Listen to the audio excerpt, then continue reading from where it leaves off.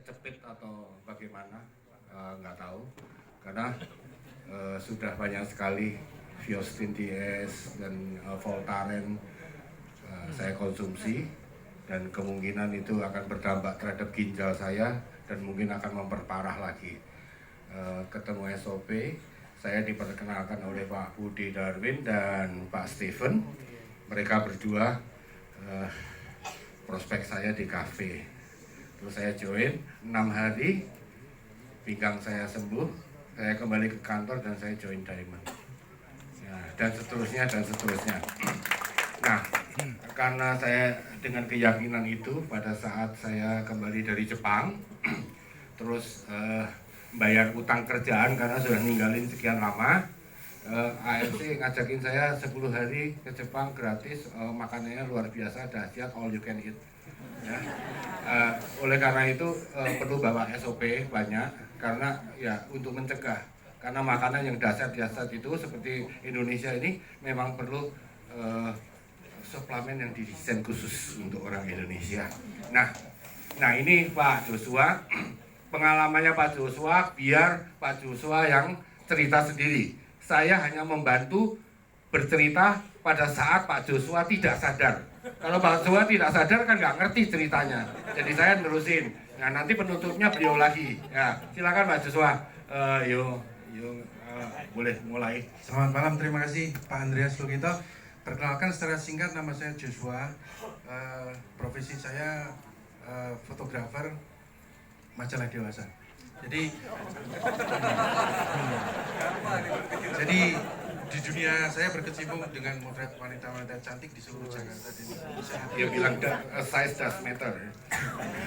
Oke, saya anak buah Pak Andreas Lugito, bisa dikatakan begitu karena beliau adalah senior. Beliau adalah makeup artist profesional di MNC Group, di RCTI, Indonesian Idol dan sebagainya. Itu saja. Nah, di bulan Maret tahun ini bobot saya adalah 95-96 begitu, dan saya merasa sudah terlalu gemuk kalau motret model-model yang cakep-cakep di kolam renang, di pantai, di pulau itu cepat capek. Akhirnya saya memutuskan untuk diet. Sayangnya dietnya ngawur tanpa pendampingan. Kayaknya bukan itu aja. Anda kan waktu itu ngomong sama saya itu Pak, kalau foto nggak pede, soalnya sini cakep-cakep kan. Dia maunya kayak raja minyak gitu.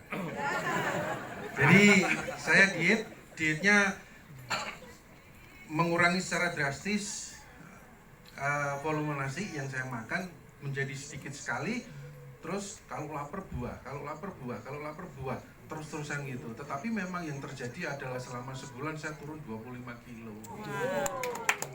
Tepuk tangan, hebat. Wow, gitu.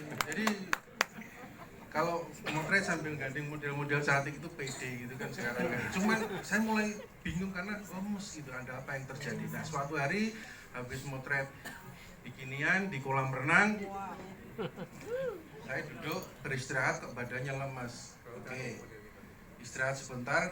Malamnya saya masuk sebuah rumah sakit di daerah Jakarta Barat, terus tertidur. Menurut cerita istri, anak, dan rekan-rekan sahabat selama 5 hari. Tentu saya tidak tahu apa yang terjadi selama koma. Jadi kembali ke beliau lagi. Ya, jadi tepatnya ini saya nggak nyangka dari UGD, biasanya kan rawat inap gitulah. Setelah sekian hari, karena saya sibuk, jadi saya nggak aktif di sosmed. Begitu aktif di sosmed, dia bilang, Joshi di ICU. Tanggal 21 itu, Joshi di ICU. Langsung besok paginya saya ke rumah sakit, saya bawa SOP. Pagi saya temenin istrinya, mana dokternya nih? Belum. Caranya gimana ya mau ngomong sama dokter? Itu sempet bingung. Jadi saya banyak konsultasi dengan dokter Luigi. Dokter Luigi mana? Oh, dokter Luigi. Dokter Luigi yang ngasih saya semangat. Bisa Pak, lewat NGT. Oh itu Pak dokter, terima kasih dok. Terima kasih. Anda menyemangati saya. Ngadepin dokter bayangin ya. Wah, saya mesti ngomong apa gitu. Alasannya ketemu dokter aja sulit. Akhirnya bersama istri beliau, ayo coba, biasanya kan pasien perlu konsul dokter. Konsul, tujuannya supaya ketemu dulu kan. Nah, dokternya cerita, ini belum sampai ke SOP. Yang cerita dokternya, kayaknya saya ini heran, ini lihat loh Pak. Ya Bu, ini Pak Joshua ini Pak Indro kalau dipanggil. Pak Indro ini sebetulnya dari pemeriksaan seperti ini, ya, gula darahnya sekian, tensinya sekian. Ini harusnya tuh sadar kemarin. Mas saya, kemarin itu harusnya sadar. Tapi kok ini nggak sadar. Saya suspek, saya mencurigai ini terjadi kerusakan di otak, syaraf otak. Jadi perlu CT scan. Tapi CT scan sulit di situ karena mesinnya rusak. Jadi CT scan-nya harus di rumah sakit lain, dikonsul ke rumah sakit lain. Sedangkan ini gimana nih Pak Bu? Kalau saya suruh copot ini selang, sini ada selang, ini ada ini. Ini semua selang semua nih. Ini kalau saya copot orangnya mati nggak kira-kira? Waduh, iya dok, bahaya juga ya. Sampai akhirnya, dok, kita bicara alternatif ya dok. Ini ada produk yang Jepang, ini punya paten, ini dia 3 paten, ini uji klinisnya seperti ini, dia punya GMP, dia punya JES ya, JES itu full natural ya, there is no chemical in your factory right? Oke. Jadi lo malah dokternya dipresentasi. Dok, tapi ini ada satu tabel dok yang saya tidak tahu. Dokter lebih tahu ini. Tujuannya sebetulnya kita sudah banyak tahu dari dokter Luigi ya, dari Pak Ernest kan udah tahu. Tapi kan kita ada pura-pura gitu. Wih, dokternya seneng gitu kan. Ini bagus nih, begini. Ini brosurnya buat saya ya. Ya dok, saya lagi kasih 5 lagi. Jadi akhirnya gimana dok?